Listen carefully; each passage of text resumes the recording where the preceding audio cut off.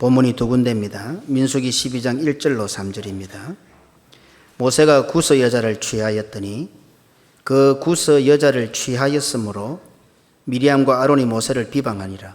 그들이 이르되 여호와께서 모세와만 말씀하셨느냐 우리와도 말씀하지 아니하셨느냐 하매 여호와께서 이 말을 들으셨더라. 이 사람 모세는 온유함이 지면의 모든 사람보다 더하더라. 아멘. 한 군데 더 있습니다. 히브리서 12장 28절 29절입니다. 그러므로 우리가 흔들리지 않는 나라를 받았은즉 은혜를 받자. 이로 말미암아 경건함과 두려움으로 하나님을 기쁘시게 섬길지니 우리 하나님은 소멸한 불이심이라. 아멘. 상상도 할 수 없는 방법으로 홍해를 건넌 후 대역사를 마무리하는 장면에서 미리암은 이스라엘 여자들을 대거동원하여 소고치며 춤추며 다시 한 번 더 자신의 위력을 과시했습니다.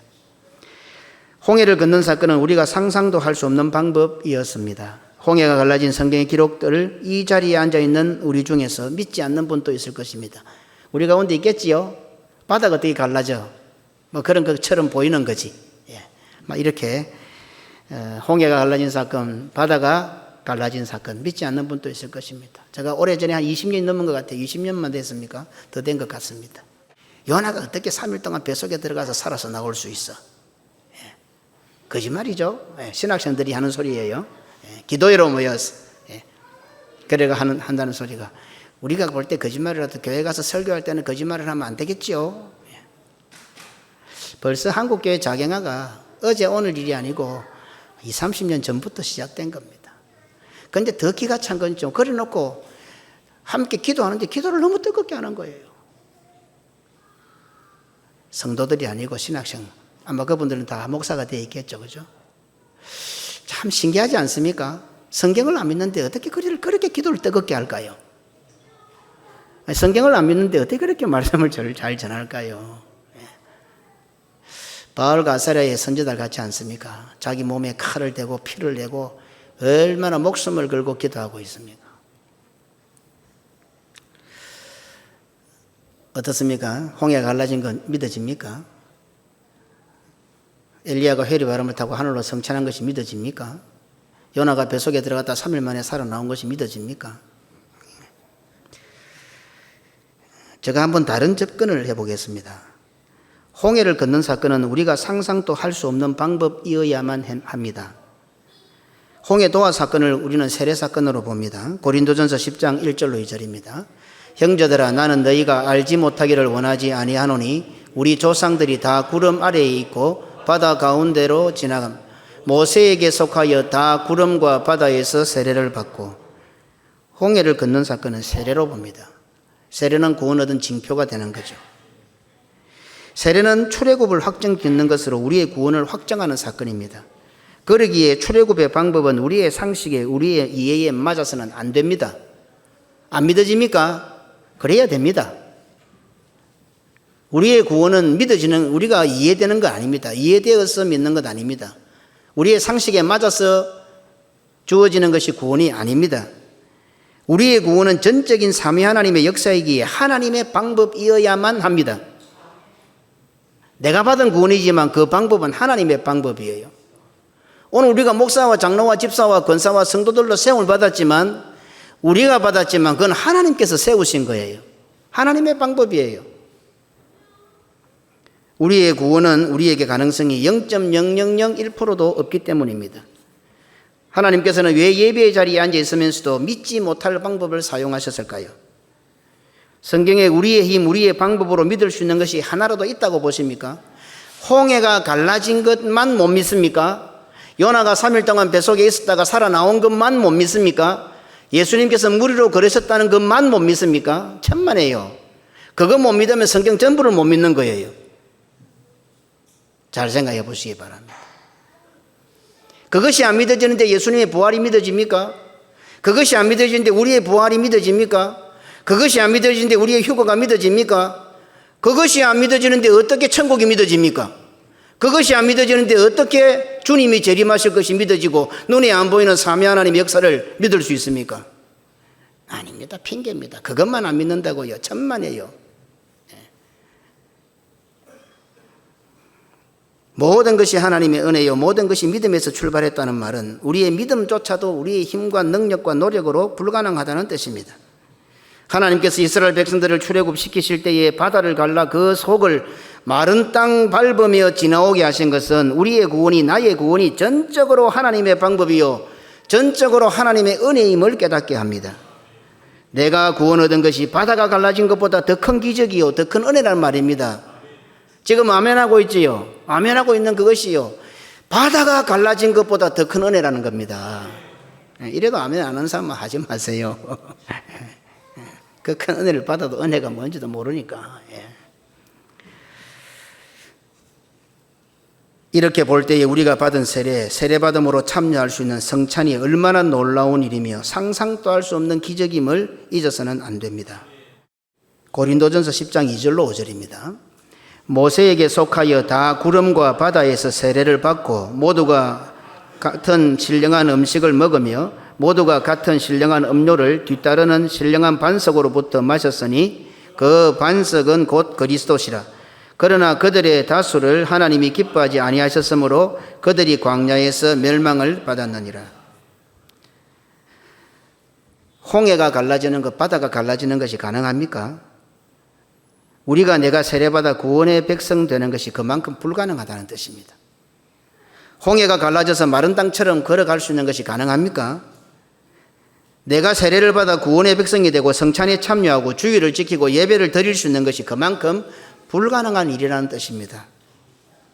바다가 갈라지고 신령한 음식을 먹고 신령한 반석에서 나오는 신령한 음료를 마시고 하나님의 불기둥과 구름 기둥의 현현과 인도와 보호를 받으면서도 하나님께서 기뻐하시지 않는 자들이 있었다고 바울은 경고하고 있습니다. 후에 이 사건을 들어서 바울이 강력한 어조로 경고합니다. 광야에서 멸망받았던 자들, 하나님을 진노케 한 자들이 소수가 아니라 다수라고 합니다. 우리는 안 믿지만 그들은 그 바다를 지나왔잖아요. 밤새도록 동풍이 일어서 모세가 지팡이를 드니 동풍이 일어나 바다가 갈라지는 그 현장을 목격했잖아요. 그리고 마른 땅으로 만드셔서 바다 속을 물벽 사이로 지나온 것을 그들은 직접 지나왔잖아요. 그러했고 그들이 신령한 하늘의 만나를 먹었고 그들이 신령한 반석에서 나오는 물을 마시고 음료를 마셨고 눈앞에 여호와의 구름기둥과 불기둥이 떠있고 그의 현현과 인도와 보호를 받으면서도 어떻게 했어요?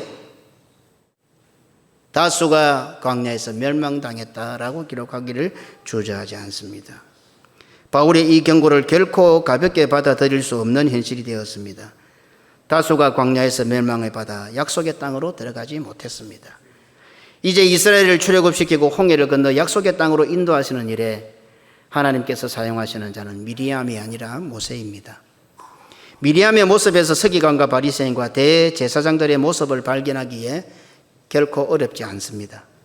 메시아께서 오시기 전까지는 하나님께서 서기관들에게 말씀을 맡기셨습니다. 우리 서기관들 욕을 많이 하지만요, 서기관들이 얼마나 자존감이 대단한 사람들은 압니까? 뭐 때문에? 유대인을 잘 살았어? 돈이 많았어? 똑똑했어? 아닙니다. 그 서기관들의 자고함이 있잖아요. 우리가 이스라엘 들어갈 때에, 통과할 때에 우리를 개처럼 보죠. 저거 별거 아닌 것들이 우리가 돈 쓰러 갔는데, 그죠? 그 서기관들의 그 스스로의 어떤 자고함, 그 스스로의 스스로의 가치가 어디서 나오는 겁니까? 하나님께서 하나님의 말씀을 자기들한테 맡겼다는 거예요. 그거예요. 힘이 세서 능력이 있어 돈을 많이가 아니고 하나님의 말씀을 맡은 자라는 그 어떤 존귀함, 자고감, 이거는 목숨보다 소중한 거예요. 오늘 우리는 하나님 말씀을 손에 들고도 하나님 말씀에 대한 존귀함이 있습니까? 내가 하나님의 말씀을 든 이 손이 얼마나 귀하다는 것을 깨닫습니까? 하나님의 말씀을 듣는 귀가 복되다는 것을 압니까? 우리가 욕하는 서기관들은요, 안 그랬어요. 목숨을 걸고 자기가 하나님의 말씀을 맡은 자라는 이 하나 때문에 목숨을 걸었던 자들이에요. 바리새인들과 대제사장들을 사용하셔서 이스라엘을 통치하셨습니다. 이제 메시아이신 우리 주 예수 그리스도께서 오셨습니다. 그렇다면 그들은 이제 메시아의 통치를 인정하며 그토록 수천 년 동안 기다렸던 아브라함에게 약속하셨던 그 여자의 후손, 아담에게 약속하셨던 여자의 후손이신 메시아이신 예수 그리스도가 오셨을 때에 그 메시아의 통치를 인정하며 그들이 맡았던 말씀을 예수에게로 돌려드리고 그들이 맡았던 통치권을 예수에게로 돌려드려서 예수께서 말씀하시고 예수께서 통치하도록 하셔야 했다 이 말입니다. 그래서 그들은 모세를 돕도록 세움받았던 70명의 지도자들, 70명의 장로들이 되어서 오히려 하나님의 나라를 전파하시고 하나님의 나라를 이 땅에 있게 하시는 예수의 사역을 돕는 자들이 되어야 했다 이 말입니다. 그런데 그들은 끝까지 그것을 인정하지 않았고 결국 예수 그리스도를 비방했습니다. 그 결과 그들이 예수 그리스도에게 어떤 일을 했는지 우리는 잘 알고 있습니다. 이렇게 볼 때에 미리암의 비방과 그 비방의 결과가 어떻게 될지 너무도 쉽습니다. 서기관과 바리새인들과 대제사장들이 참 통치자이신 예수를 받아들이지 않고 끝까지 그를 비방하고 비난했을 때 그 결과가 어땠습니까? 마찬가지로 미리암의 비방도 결국에는 모세를 향해 어떻게 될지 우리는 훤히 알 수가 있습니다. 이 사실을 가장 잘 알았던 인물이 세례 요한입니다. 세례 요한은 미리암의 전체를 밟지 않았습니다. 세례 요한은 다음과 같이 노래합니다. 요한복음 3장 30절입니다. 그는 흥하여야 하겠고 나는 쇠하여야 하니라. 그래서 세례 요한은 예수님으로부터 다음과 같은 인정을 받았습니다. 마태복음 11장 11절입니다. 내가 진실로 너에게 말하노니 여자가 낳은 자 중에 세례 요한보다 큰 이가 일어남이 없도다.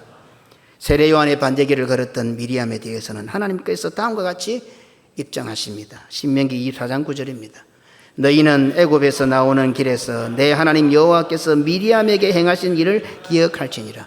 모세가 한 거 아닙니다. 이스라엘 백성들이 한 것이 아닙니다. 하나님께서 미리암에게 어떻게 하신 것을 너희들은 기억해라. 이렇게 말씀하고 있습니다. 자, 미리암은 생각하면 너무 가슴이 아파요. 미리암은 모세의 누나지 않습니까? 미리암은 모세를 살렸던 인물 아닙니까? 얼마나 믿음의 여장부입니까? 아마 이 미리암이 자기 동생 모세의 통치를 잘 받아들였다면 세례 요한보다도 훨씬 위대한 여자로 이름을 남길 겁니다. 성도들도 기로에 있습니다. 항상 기로에 있습니다. 미리암이 될 것인지 세례 요한이 될 것인지. 일반 성도가 아니죠. 초신자들이 아니죠. 교회를 잘 아는 사람들, 평생을 교회 다녔던 사람들, 주의 교회의 중요한 역할을 감당하는 자들입니다. 친정에서 돌아온 이방 여인 시보라의 등장으로 그동안 미리암 속에 내재되어 있던 원망과 불평이 표출되었습니다. 문제를 삼았던 이유는 구스 여자, 이방 여자를 취한 것에 대한 비방이었지만 미리암의 비방의 실제적인 본심은 모세의 통치에 대한 반역이었습니다. 민수기 12장 2절입니다. 그들이 이르되 여호와께서 모세와 말씀하셨느냐 우리와도 말씀하지 아니하셨느냐 하매 모세야 너만 선지자냐 나도 선지자다 라는 뜻입니다. 모세야 하나님께서 너에게만 말씀하시느냐 나에게도 말씀하신다 하는 뜻입니다. 40년 동안 말씀하셨으니까요. 선지자니까 틀린 말은 아니잖아요. 이방 여인 구스 여자를 취한 주제에 이스라엘을 통치할 자격이 있느냐라는 말입니다. 지금 미리암은 사탄이 하는 짓을 하고 있습니다. 모세의 잘못된 부분 표현을 이렇게 할 뿐입니다. 잘못된 것 아니죠, 그죠? 구스 여자를 취한 것 잘못된 것 아니죠. 이방인이 누구냐부터 시작해서 이방에 대한 할례, 8일 제가 많은 것을 취급했습니다. 모세를 다스리려고 미리암은 덤벼들었습니다. 모세의 허점, 모세의 실수, 모세의 잘못 그것을 딱 이용해서 미리암은 동생 모세를 다스리고 싶었던 겁니다. 교회는 성도는 다른 사람의 잘못이나 실수를 이용해서는 안 됩니다. 다른 사람의 실수와 잘못을 이용하는 것은 사탄의 기질입니다. 교회는 공적인 권징을 시행해서라도 그 사람의 잘못을 이용하지 않고 용서합니다.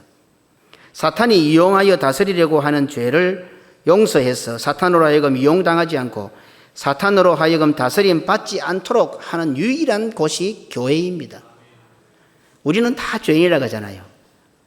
그러면요, 죄는 사탄이 다스리는 거예요. 그러면 우리가 일상적으로 사탄으로부터 다스림을 안 받을 수가 없어요. 그 표현 자체가 죄책감이다 이 정도 생각하고 있지만 사실은 사탄이 다스리는 거죠. 그러나 이 죄책감을 털어버릴 수 있는 유일한 장소는 교회예요. 그래서 교회를 세우는 종교개혁자들이 교회의 3대 표지를 말씀과 성례와 권징으로 냈던 거예요. 벌 주려고 한 거 아니었어요. 성도들이 살면서 죄책감으로 사탄의 다스림을 받지 않고 살 수 있는 유일한 방법이 교회로부터 용서받는 것이었어요. 그런데 교회가 타락하면서 그 용서를 잘못해서 면죄부를 팔고 또 성도들로 하여금 고해 성사를 받아서 그 성도들의 비리를 가지고 신부들이 이용하고 이런 일이 발생해버린 것 때문에 인식이 안 좋을 뿐이지.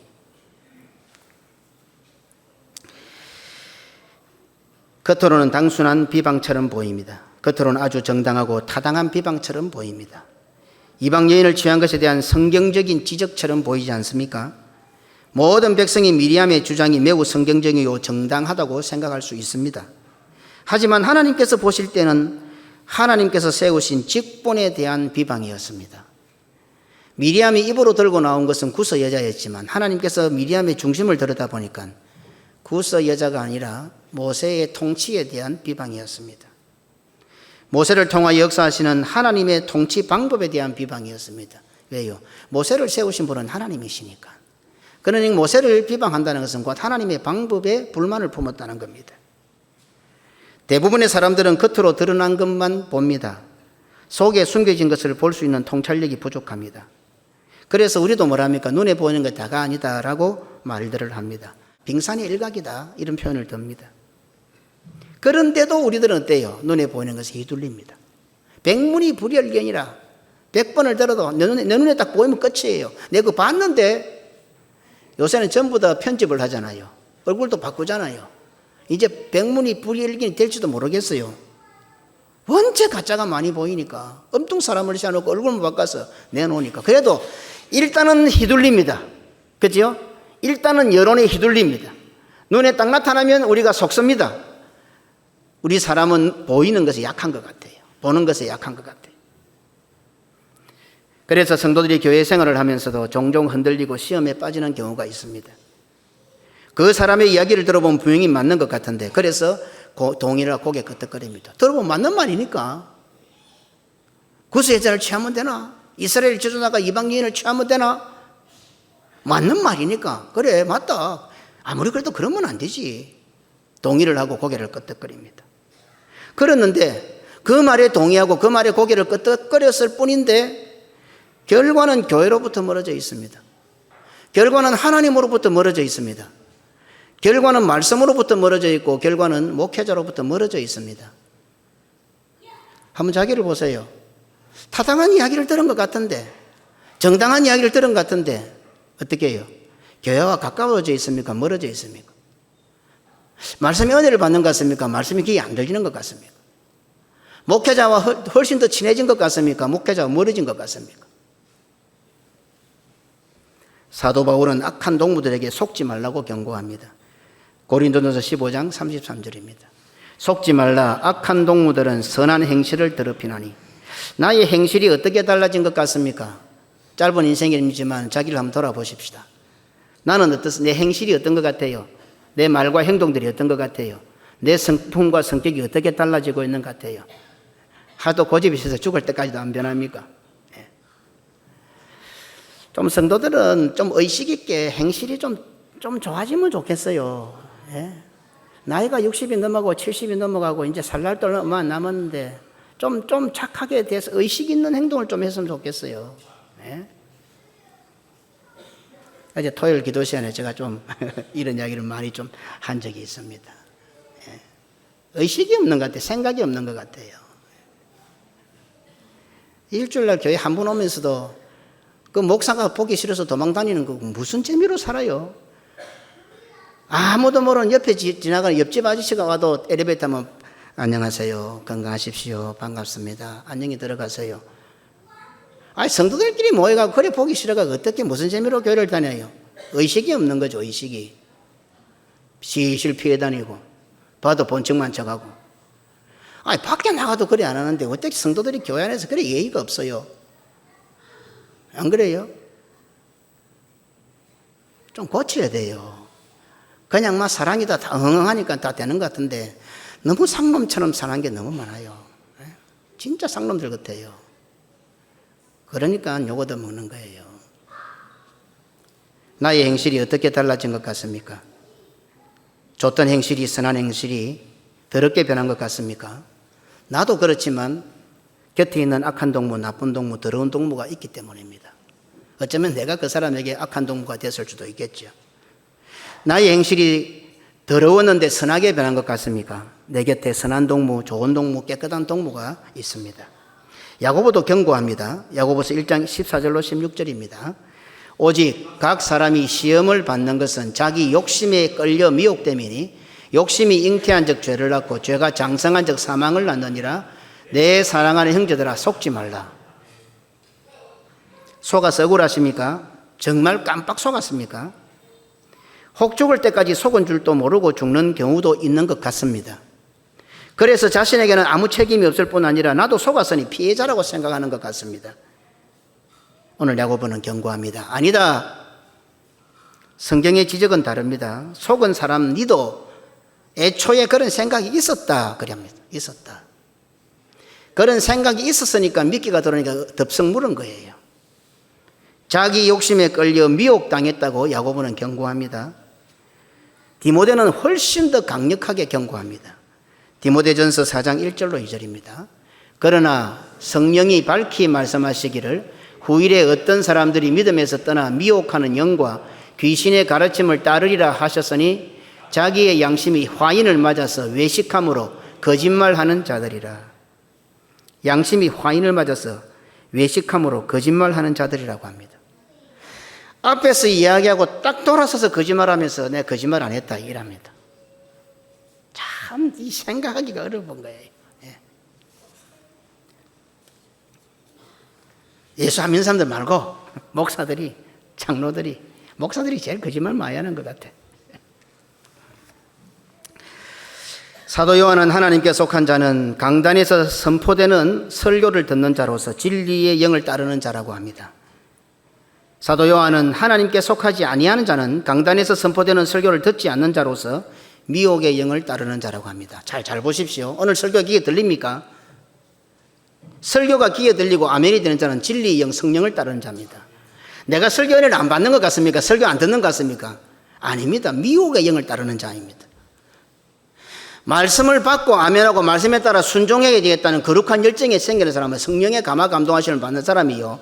말씀이 귀에 들어오지 않고 말씀이 듣기 싫은 자는 자기가 듣기 싫은 것이 아니라 사탄이 그 사람을 지배하고 사탄의 영을 따르는 사람이라고 오늘 사도 요한이 증거하고 있는 겁니다.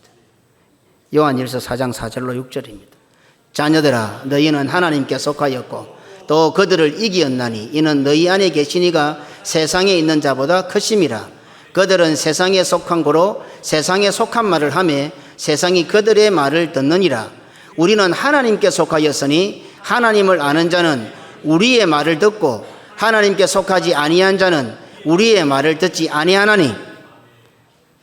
하나님께 속한 자들은 사도의 말을 듣고 하나님의 말씀을 듣고 하나님께 속하지 않는 자들은 말씀을 듣지 않는다 했단 말입니다. 그런데 우리는 아주 하찮게 은혜 받았다 은혜 안 받았다 정도로 평가해 버린단 말입니다. 미혹하는 마귀에 넘어가 미혹하는 자가 될 때에 그가 선지자라고 할지라도 세세토록 밤낮 괴로움을 당하게 될 것이라고 사도 요한은 경고합니다. 계시록 20장 10절입니다. 또 그들을 미혹하는 마귀가 불과 유황못에 던져지니 거기는 그 짐승과 거짓 선지자도 있어 세세토록 밤낮 괴로움을 받으리라. 선지자라 할지라도 미혹하는 영에게 이끌림을 받아서 미혹하는 죄를 범하게 될 때에는 세세토록 밤낮 괴로움을 받는다고 사도 요한은 말씀하고 있습니다. 미혹하지 마십시오. 자신의 생각을 성도들에게 주입시켜서 흔들지 마십시오. 성도들 속지 마십시오. 억울하다고 핑계댈 생각도 하지 마십시오. 하나님께서는 주의 몸된 교회를 위하여 세우신 목회자에게 이런 미리암의 의도를 알아차릴 수 있는 영적 통찰력을 주시는 것 같습니다. 목회자는 이런 영적 통찰력을 가져야 하기에 말씀과 기도에 전무해야 합니다. 목회자가 다른 것은 좀 부족해도 하나님께서 원하시는 것을 통찰할 수가 있어야 합니다. 하나님께서 함께 하셨던 모세는 바로 이 통찰력이 있었습니다. 성경은 이 모세의 통찰력에 대해서 다음과 같이 기록하고 있습니다. 민수기 12장 3절입니다. 이 사람 모세는 온유함이 지면의 모든 사람보다 더하더라. 이 말씀에 대해서는 다음 시간에 제가 조금 더 구체적으로 풀어드리겠습니다. 갈등이 생깁니다.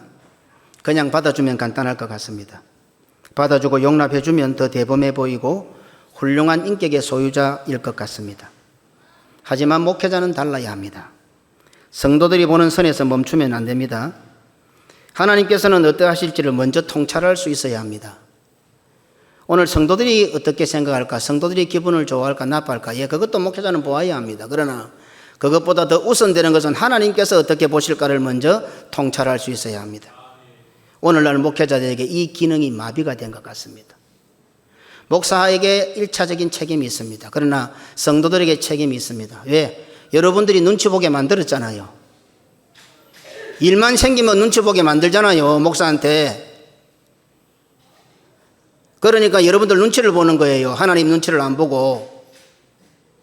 오늘 한국교회가 그렇다 이 말입니다. 한국교회가. 그렇지 않습니까? 방송 들어와서 설교를 전부 들어보십시오. 누구 좋게 하는 설교인지. 은혜가 되지요. 기분 좋지요. 우리는 교회 가면 매일 시큼 먹고 예단만 맞는데 저 설교 들으면 힘주고 용기 주고 즐겁지요. 그렇다 하더라도 적어도 부름받은 목사는 소명을 가지고 목숨 걸고 하나님 말씀을 전해야 되는데 눈에 보이는 게 성도니까. 눈에 보이는 게 성도니까. 이 통찰력이 약해지는 거예요.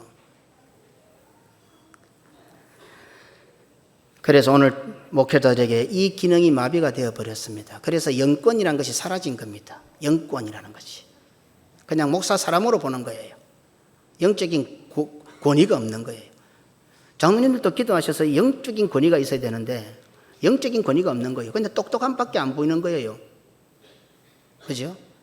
적어도 목사를 돕기 위해서는 목사의 부족한 부분을 짐을 대신 지기 위해서는 하나님 앞에 기도하여서 하나님께서 원하시는 것을 볼 수 있는 영적인 분별력, 통찰력이 생겨야 되는데 아닌 거예요. 다 자기들만 똑똑한 거예요. 자기 똑똑한 것만 내세울 뿐이에요. 그러니까 교회가 가지고 있는 영적인 권위가 없는 거예요. 영적인 권위. 돈 많은 사람 오면 뭐 큰 교회고 사람 많이 오면 뭐 대단한 교회고 하나님의 살아계심이 보여져야 되고 하나님의 기색을 살피는 교회가 교회인데 오늘날 성도들을 보면 세상이 어떤지 세계 정세가 어떠한지 모든 분야에서 너무도 똑똑하고 박식하고 통찰력이 탁월한 것 같습니다. 그래서 제가 노예의 고시부에 지금은 임사부장으로 목사 세우는 부서의 부장으로 있는데 내일 노예 가면 목사 안 수식할 때 제가 부장이라서 또 권면을 하게 될 겁니다. 제가 목사들 보고 꼭 그런 이야기를 해요. 성도들 우습게 생각하지 마라 제발. 목사가 목사를 계급으로 본다. 성도들은 말씀에 순종하고 믿음을 가지고 목사 앞에 그냥 순종을 따르려고 하는 것이지 약해서 부족해서 그런 거 아니다. 목사들이 좀 그런 착각을 하는 것 같다. 내가 볼 때는 장로님들이 훨씬 똑똑하고 집사님들이나 권사님들 교인들이 훨씬 똑똑하다. 목사는 뭐 오히려 신학교 가가지고 10년 동안 그것면은 세상도 모르고 아무것도 모르고 막 오히려 훨씬 더 부족하다. 인간관계도 부족하고. 제가 임사부에서 면접할 때 그런 이야기를 자주 합니다. 절대 성도들 함부로 보지 마라. 연세 많다고 학교 안 다녔다고 늙었다고 아니다. 그분들 얼마나 지혜로운지 모른다. 귀하게 생각해라. 내가 뭐 좀 있다고 앞에서 구신건 대지 말고 좀 가난하고 힘이 없어도 그분들 존귀하게 생각해라 내가. 목사가 제일 비겁한 것이 강한 자에게 약하고 약한 자에게 강한 것이 제일 비겁한 거다. 제가 그런 이야기를 자주 합니다. 정말 그런 것 같습니다. 저는 그렇게 생각합니다. 오늘 뭐 아무나 잡고 아무 권사님이나 지사님 잡고 물어보면 뭐 신경통 하면 뭐 오만 신경통이 다 나오잖아요. 저는 잘 모르는데 그거다가 뭐 어떤 음식이 좋은 것까지 언제 또 가야 되는지 어디서 따야 되는지 뭘 해야 되는지 모르는 게 없어요. 모르는 게 없어. 정말. 예. 그러니 성도들은 목회자에게 너무 많은 것을 기대하지 마십시오. 목회자는 하나님의 기색을 살피며 하나님의 뜻을 통찰하는 것으로 100점입니다. 뭐 다 목사가 잘하는 것 같이 보이지만 사실 잘 못해요. 예? 성도들이 훨씬 더 똑똑해요. 세상 사는 거는. 예. 제가 선교에 있을 때에 기업에 있는 어떤 부장 집사님이 저래요. 목사님 너무 세상 많이 알라하지 마십시오. 목사님이 생각하는 세상한 거 우리 세상은 정말 다릅니다. 너무 많이 알라하지 마십시오 그러더라고. 오히려 저보고. 목회자 자신에게도 아무런 도움이 안 되고 유익은커녕 손해가 되는데도 고집을 피우는 것 같고 주장을 하는 것 같으면 우리 성도들은 하나님께서 보여주셨구나 하고 따라오면 됩니다. 만약에 저에게 유익이 되고 저한테 큰 도움이 되고 그래서 고집을 피운다면 아주 지 잘 되려고 그런다 이래 하지만은 누가 봐도 저렇게 고집을 피우면 목사님한테 손해가 되고 목사님한테 유익도 없고 아무 자기한테 도움도 안 되는데 고집을 피우면은 하나님께서 목사님에게 보여준 게 있구나 생각하고 따라오시면 됩니다. 그 정도는 목사가 돼야 안 되겠어요? 제가 유익하고 저에게 도움이 되고 저한테 어떤 많은 것이 생기고 그래서 고집을 피우면은 빼딱하게 봐도 된다 이 말입니다. 그런데 교회에서 목사가 주장을 하고 강조를 하고 누가 뭐라 해도 안 된다 하는 건데 그게 목사한테도 손해가 되고 목사한테도 아무 덕이 안 돼. 그래도 고집을 피우고 그래도 주장을 해 나가면 하나님께서 그리 하시라는 갑다. 조금 기다려 보는 거예요. 입대지 말고.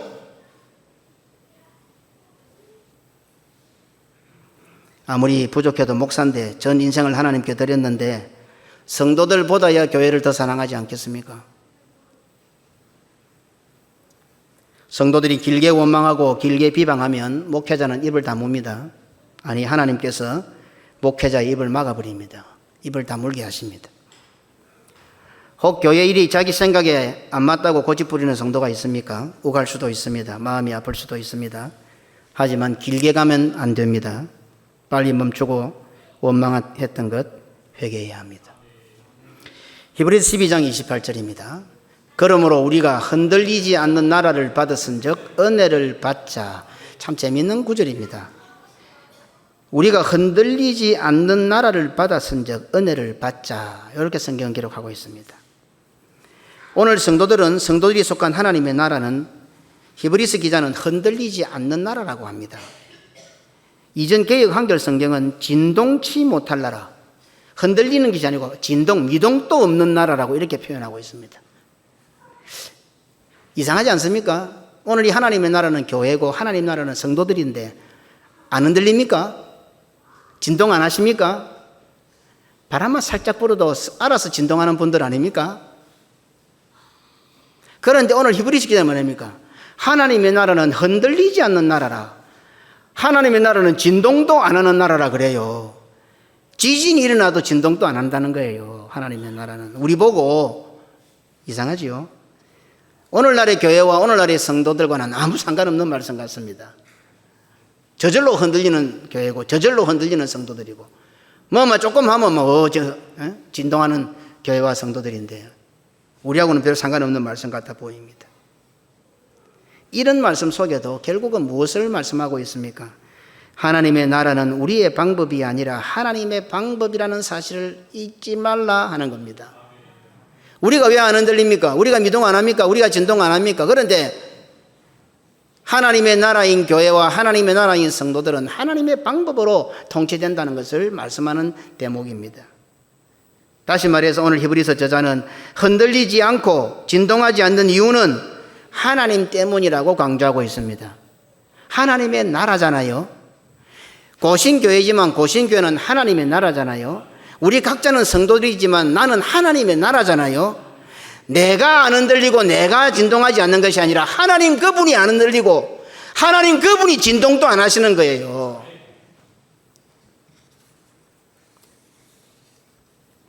다니엘서 7장 14절입니다. 그에게 권세와 영광과 나라를 주고 모든 백성과 나라들과 다른 언어를 말하는 모든 자들이 그를 섬기게 하였으니 그의 권세는 소멸되지 아니하는 영원한 권세요 그의 나라는 멸망하지 아니할 것이니라. 아멘. 우리가 주의 은혜를 힘입어 하나님 나라의 영원한 나라의 시민이 되었으므로 이제는 감사하며 사는 것이 마땅합니다. 하나님 그분이 영원하시기에 그의 나라도 영원한 겁니다. 하나님의 나라가 멸망하지 않으실 것이기 때문에 그의 나라도 멸망하지 않습니다. 그러니 우리는 그 나라가 되었고 그 나라의 시민이 되었으니 우리는 당연히 어떻게 해야 되겠습니까? 그 은혜에 감사하며 살아야 되는 거죠. 베드로전서 2장 8절로 9절입니다. 너희는 그 은혜에 의하여 믿음으로 말미암아 구원을 받았으니 이것은 너희에게서 난 것이 아니요 하나님의 선물이라. 행위에서 난 것이 아니니 이는 누구든지 자랑하지 못하게 함이라. 빌립보서 3장 20절입니다. 그러나 우리의 시민권은 하늘에 있는지라 거기로부터 구원하는 자 곧 주 예수 그리스도를 기다리노니. 아멘. 바로 이 감사하는 마음이 성도들의 신앙생활과 교회 생활의 기초가 됩니다. 성도는요, 이 감사함이, 우리는 흔들리잖아요. 우리는 요동하잖아요. 우리는 진동하는 자들이잖아요. 그러나 우리 같은 자들 하나님의 나라로 만들어 주신 거예요. 하나님의 나라가 되니 하나님 그분이 흔들릴 수밖에 없는데도 안 흔들리게 해주시고, 요동할 수밖에 없는데도 요동 안 하게 해주시고, 하나님 그분에게만 붙어 있으면 하나님 그분 때문에 진동도 안 하는 거예요. 그러니까 신앙생활의 가장 기초는 이 하나님께 감사하는 게 기초예요. 범사에 감사하라. 범사에 감사해. 이 은혜가 없으면 안 되니까. 이 은혜가 없으면 늘 흔들리고 늘 진동하고 늘 요동하고 갈피를 못 잡고 이리 우뚱 저리 우뚱 정신 못 차리는 자들밖에 안 되는 거예요. 그러니 성도의 출발은 감사예요. 지금 감사한 마음 없으면 성도가 아니에요. 바로 이 감사한 마음으로 경건함과 두려움으로 하나님을 기쁘게 섬기라고 합니다. 이런 우리들을 되게 하셨으니 하나님 앞에 감사하는 기분이요, 혹시라도 거기에서 떨어져 나갈까 싶어서 경건하게 살려고 노력하고 두렵게 살려고 노력하고 넌 쳐다보기 전에 내가 어떻게 사는가 쳐다보고. 그래서 오늘 기자는 하나님은 그에 대한 두려움 없이 나왔던 자들을 불살라 태워버린 적이 있기 때문에 너희들은 하나님을 섬기되 경홀하게 가볍게 섬겨서는 안 된다라고 경고하고 있는 것입니다. 신명기 4장 24절입니다. 내 하나님 여호와는 소멸하는 불이시요 질투하시는 하나님이시니라. 우리가 누리고 있는 교회는 흔들리지 않는 나라, 진동도 안 하는 나라입니다. 우리 보고 안 흔들린다 그래요. 우리 보고 진동도 하지 않는다고 해요. 한번 자신을 돌아보십시다. 나는 안 흔들립니까? 나는 진동하지 않습니까? 그런 사람 같아요? 옆 사람 영향 안 받아요? 무슨 일이 있어도 꼿꼿하게 믿음에 서서 안 흔들리고 안 진동하지 않고 요동하지 않고 잘 가고 있는 것 같아요? 그런데 성경은 우리 보고 그렇다네요. 그런 존재들이라고 하네요. 우리가 가진 믿음이 그런 거라고 해요. 우리는 정반대의 사람이지만 하나님께서 선물로 주신 믿음이 우리를 그렇게 만든다고 지금 하고 있네요. 사탄은 시도 때도 없이 이유가 있든 없든 우리를 흔들려고 합니다. 우리 주 예수 그리스도께서 완성하신 나라이기에 그 어떤 것에도 흔들리지 않는다는 것을, 진동도 하지 않는다는 것을, 물론 우리의 속성 자체가 잘 흔들리고 잘 진동하지만은 예수 그리스도를 믿는 믿음 안에 붙어 있기 때문에 그 하나님 때문에 어떤 일이 있어도 우리는 멸망하지 않는다는 것을 사탄은 잘 아는데도 어떻게 해요? 우리의 속성을 건드려 가지고 자꾸 흔들려고 작업을 하는 거예요. 자꾸 진동을 시키는 거예요. 뭘 뜯어내려면 한꺼번에 탁 안 뜯어내잖아요.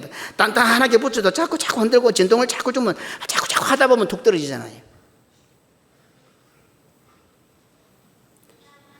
그러니 우리가 흔들리거나 진동한다면 그것은 하나님의 은혜를 거절하는 행동이 됩니다. 무섭지요?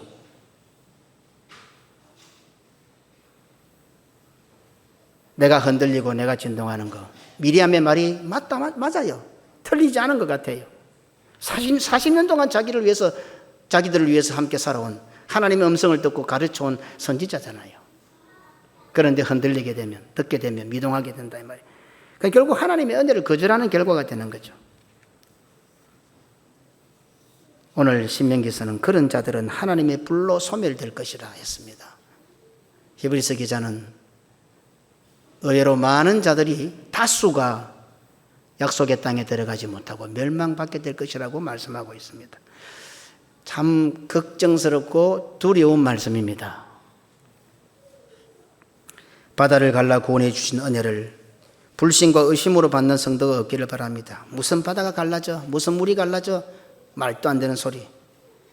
바다가 갈라진 것을 말씀해 주시려고 하는 것이 아니라 바다를 갈라 구원해 주신 것을 우리에게 말씀해 주려고 하는 겁니다. 바다도 만드신 분인데 뭐 바다가 가르는 거야 안 쉽겠습니까? 한번 물어봅시다. 창조주 하나님이심을 있습니까? 하나님이 창조하셨는데 그거 못 가르겠어요? 너무 쉬운데. 그런데 바다가 갈라진 것이 안 믿어져서 의심합니까? 불신하십니까? 상상도 할 수 없는 삼위 하나님의 방법으로 구원해 주신 은혜를 감사함으로 받아서 경건함과 두려움으로 하나님을 기쁘시게 섬기는 성도가 되시기를 바랍니다. 그리하여 흔들리지 않는 나라인 고신교회에서 세계를 교구로 하여 하나님의 뜻을 이루는 성도들이 되시기를 주님의 이름으로 축원합니다. 아멘.